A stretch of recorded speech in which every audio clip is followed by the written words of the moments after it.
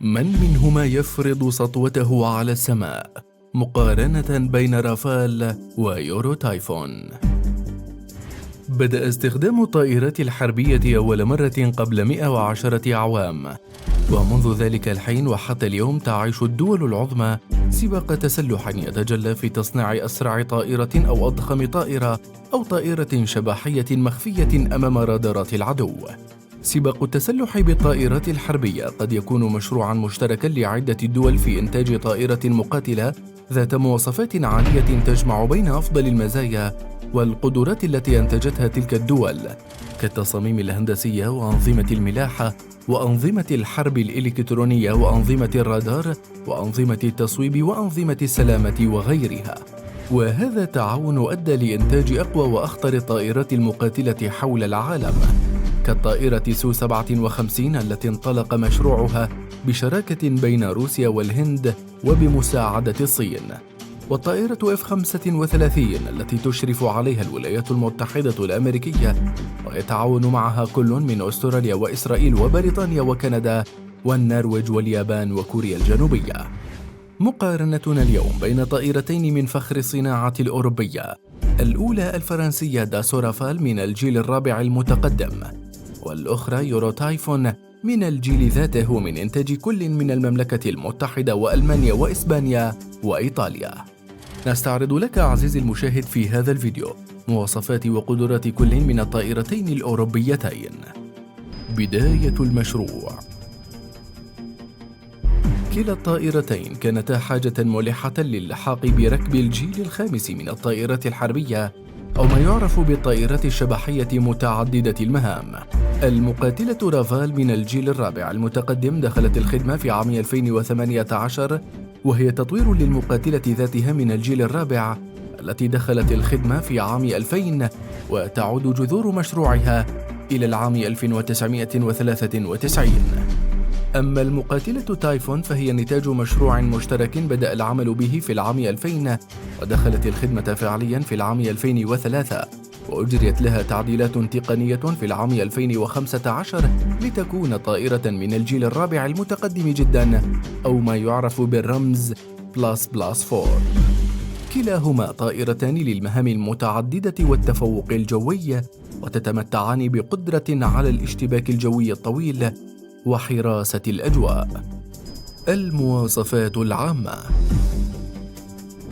يبلغ طول طائرة رافال 15.27 متراً، وعرضها 10.90 متراً، وبارتفاع 5.35 متراً، وبلغ وزن الطائرة 9850 كيلوغراما و24500 كيلوغراما عند أقصى حمولة. تعمل رافال بواسطة زوج من المحركات من طراز سناكما M88-2 يوفران لها قوة دفع تبلغ 152 كيلو نيوتن، ويتيحان لها التحليق بسرعة 1.8 ماخ على ارتفاع 16400 متر، وبلغ مدى التسلق 305 أمتار في الثانية الواحدة، وبمدى عملياتي يصل إلى 3700 كيلومتر لإصدار رافال F4 ذات مقعد واحد، و4100 كيلومتر للإصدار ذي المقعدين. في حين يبلغ طول التايفون 16 متراً وبعرض 11 متراً وبارتفاع 5.8 متراً، ويبلغ وزن الطائرة 11050 كيلوغراما، ويبلغ وزنها عند أقصى حمولة 16500 كيلوغرام. تعمل تايفون بزوج محركات من طراز EJ200 يوفران لها قوة تبلغ 98 كيلو نيوتن، ويتيحان لها التحليق بسرعة قصوى تبلغ 1.5 والتسلق بسرعة 315 متر حتى ارتفاع 16000 متر، وضمن نطاق عمليات يصل إلى 3700 كيلومتر. وبذلك تتفوق رافال على نظيرتها تايفون من حيث السرعة والوزن والحمولة، وتتساوى معها في نطاق العمليات وسقف الارتفاع. التسليح والقدرات القتالية. لا تحمل طائرة الرافال أي أسلحة أو ذخائر داخل هيكل الطائرة سوى مدفع الرشاش من طراز GIAT 30M 791 من عيار 30 ملم للاشتباك الجوي القصير، يبلغ مدى الرشاش 8 كيلومترات ومزود بنظام تهديف إلكتروني يعمل على تحديد السرعة والاتجاه وحل معادلات الظروف الجوية لتأمين أعلى دقة إصابة، بينما يتم تذخير رافال عبر 13 نقطة تعليق خارجية يمكنها حمل قنابل وصواريخ حتى 10 أطنان من مختلف الذخائر. صواريخ القتال الجوي. تحمل رافال بشكل أساسي صاروخ ميتيور، وهو صاروخ جوجو من فئة الصواريخ التي تعمل خارج مدى الرؤية البصرية ذو توجيه نشط بالرادار. يوفر الصاروخ القدرة على إصابة والتعامل مع أهداف بعيدة المدى المجهزة بمضادات إلكترونية على بعد يزيد عن 100 كيلومتر. كما تحمل صواريخ ماجيك آر 550 قصير المدى موجه بالأشعة تحت الحمراء بمدى يتراوح من 0.3 إلى 15 كيلومتراً، وصواريخ الاشتباك الجوي الأخرى من طرازات ميكا الفرنسية وسايد واندر ايم الأمريكية. صواريخ القتال البري والبحري. كما تحمل صاروخ ASPMNG الفائق، فإن رافال الجديدة قادرة على حمل صاروخ إكسوسيت، وهو صاروخ فرنسي متوسط المدى مضاد للسفن يمكن إطلاقه من الجو أو الأرض أو من الغواصات. دخل الخدمة عام 1979 وصدر منه إلى العديد من دول العالم. يبلغ وزن الصاروخ 670 كيلوغراما ورأسه الحربي 165 كيلوغرام، ويتراوح مداه من 70 إلى 180 كيلومتراً. كما يمكنها إلقاء قنابل هيمر، هي قنبلة ذكية فرنسية الصنع من إنتاج شركة ساجم للدفاع والأمن. تمتاز بكونها تركب عليها عدة أنظمة توجيه عليها، ويمكن أيضاً توجيه السقوط الحر، ويمكنها حمل قنابل GPU 12 الذكية والأحدث في منظومة القنابل الجوية الموجهة بالليزر. تستخدم للأغراض العامة، ويبلغ وزنها 225 كيلوغراما، وتمتلك باحث ليزر مثبت على الأنف وزعانف للاسترشاد، وهي من فئة قنابل بيفواي، ودخلت في الخدمة منذ عام 1976. حالياً في الخدمة مع القوات الجوية الأمريكية والبحرية الأمريكية وقوات مشاة البحرية الأمريكية المارينز والقوات الجوية الملكية الكندية والقوات الجوية الكولومبية ومختلف القوات الجوية لدول حلف شمال الأطلسي، وأيضاً في القوات الجوية الملكية السعودية. أيضاً بمقدورها إطلاق صواريخ أباتشي الفرنسية الجوالة، وهذه الصواريخ مخصصة لتدمير مدرجات ومهابط الطائرات وتعطيل المطارات بشكل كامل.